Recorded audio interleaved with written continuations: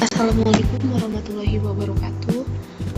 Perkenalkan, nama saya Suci Widaningsi dengan NPM 2517053007. Di sini saya akan membuat video penjelasan tentang praktikum graf dan transversal dengan mata kuliah struktur data. Langsung saja ke tugas yang pertama, yaitu menentukan jenis graf, apakah graf itu berarah atau tidak, serta jumlah vertex dan angle-nya. Nah, jika kita lihat dari struktur graf yang diberikan di soal ini, graf ini dapat disebut sebagai graf yang berarah. Kenapa bisa disebut sebagai graf yang berarah? Karena setiap hubungan antara not ini memiliki arah yang satu saja. Nah, contohnya ini kan ada di A menuju ke B, tapi B tidak otomatis menuju ke A. Nah, itulah kenapa disebut graf ini sebagai graf yang berarah. Kalau kita hitung nilai vertex dan angle-nya, di sini saya sudah membuatkan kode Python buat menentukan vertex dan angle serta jumlah vertex dan angle-nya. Nah, di outputnya ini nilai vertexnya itu adalah ada A, B, C, D, E, dan F. Serta nilai angle-nya itu ada AB, AC, BD, BE, CF, dan EF. Dengan jumlah vertexnya itu ada 6 dan angle-nya itu ada 6. Baik, di soal yang kedua yaitu disuruh menampilkan representasi ejeksi list dan ejeksi matriks. Nah, saya sudah membuat kode buat menampilkan ejeksi list dan ejeksi matriksnya. Nah, di ejeksi list ini cara yang paling sederhana buat kita ingin menampilkan setiap not beserta daftar tetangganya. Dengan outputnya itu seperti ini.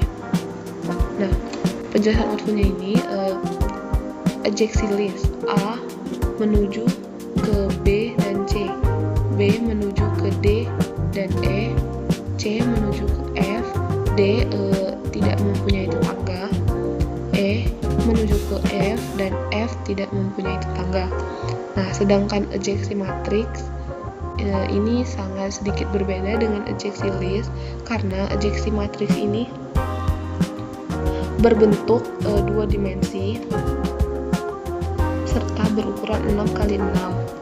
Nah, dengan nilai satunya itu adalah angle, ini disebut sebagai angle, dan nilai 0 itu adalah tidak angle.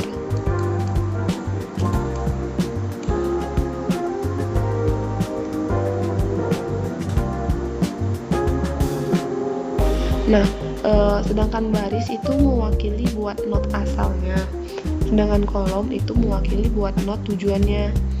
Misalnya nih contoh, di baris A dan kolom B, di baris A dan kolom B itu kan bernilai 1 karena ada angle A dan ke angle B. Nah, sedangkan baris A ke kolom D itu kan bernilai 0 karena tidak ada angle langsung dari A ke D, karena itulah dia bernilai 0. Injeksi matriks ini dibuat dengan cara mengecek apakah setiap pasangan not itu saling terhubung atau tidak, lalu mengisi nilainya itu 1 atau 0 di posisi matriks yang sesuai. Lanjut ke soal yang ketiga, yaitu melakukan transversal menggunakan BFS atau DFS dari not A dan menuliskan angkanya.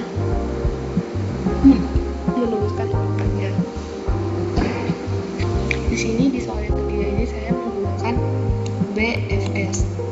Langsung saja.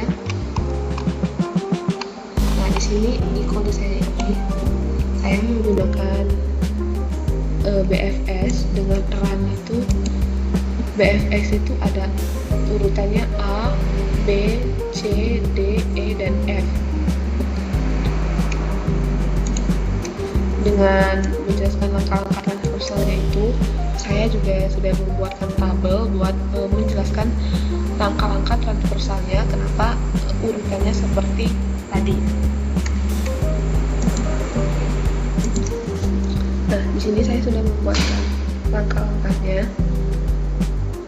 Langkah awalnya itu adalah mengisi antrian dengan DQA. Dan langkah pertama yaitu mengeluarkan angka A itu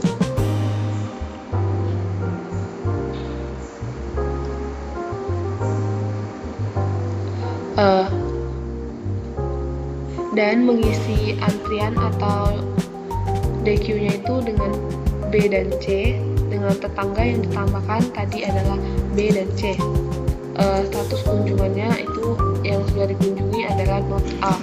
Langkah kedua adalah mengeluarkan isi DQ yang B dan mengisi antrian atau DQ yaitu C, D, dan E serta tetangga yang ditambahkan adalah D dan E. Kenapa ditambahkan cuma D dan E? Karena C sudah ditambahkan di langkah yang pertama. Terus status kunjungannya adalah kunjungan not A dan B. Terus langkah yang ketiga yaitu mengeluarkan not C dan mengisi antriannya yaitu dengan C, dengan D, F, dan F. Tetangga yang ditambahkan adalah F dengan kunjungannya adalah A, B, dan C. Langkah yang keempat adalah not yang dikeluarkan adalah D dengan isi antrian adalah E dan F dengan tetangga yang ditambahkan tidak ada. Dengan status kunjungan adalah A, B, C, dan D. Langkah yang kelima yaitu mengeluarkan not D, E dan mengisi antrian F. Tetangga yang ditambahkan tidak ada dengan status kunjungan yaitu A, B, C, D, dan E. Yang langkah yang terakhir adalah mengeluarkan not F dengan isi antrian tidak ada dan tetangga yang ditambahkan juga tidak ada dengan status kunjungan adalah A, B, C, D, E, dan F. Baik saja, langsung saja saya akan memvisualisasikan hasil dari BFS ini ke dalam graph visualizer. Nah, di sini saya menambahkan tabel. Tadi itu kan A sampai F. Kita membuat tabelnya dulu.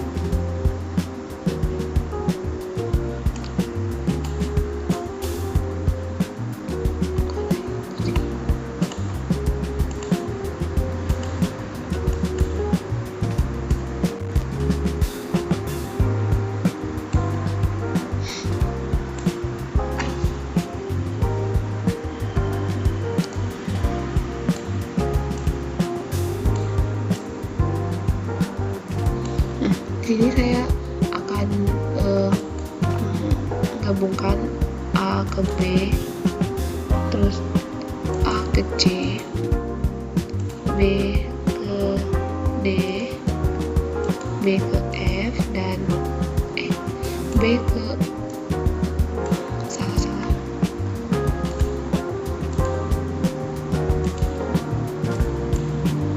B ke E.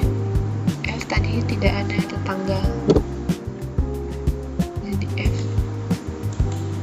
sendiri.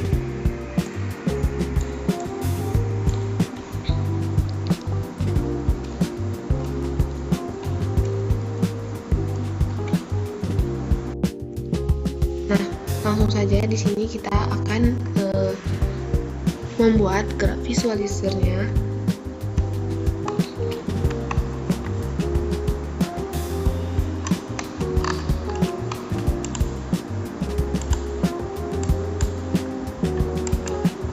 Langsung kita mulai dengan BFS.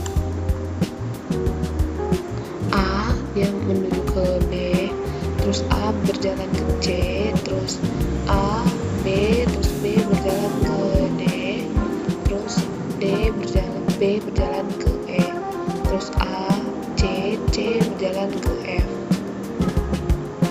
Nah, itulah graf visualizernya dari langkah yang BFS tadi.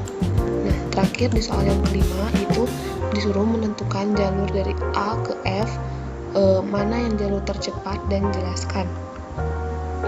Nah, dapat kita lihat dari graf visualizernya ini, buat menuju dari A ke F itu ada dua jalur, yaitu jalur yang pertama ada jalur A, B, dan E, lalu F, terus ada jalur A, C, dan F. Nah, kalau ditanya mana jalur yang paling dekat adalah jalur A, C ke F, karena itu cuma melewati 2 engger. Nah, sedangkan jalur A, B, E, dan F ini melewati 3 engger. Jadi jalur yang terpendek adalah jalur A, C, dan F.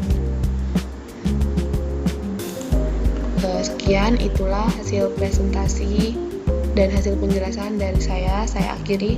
Wassalamualaikum warahmatullahi wabarakatuh.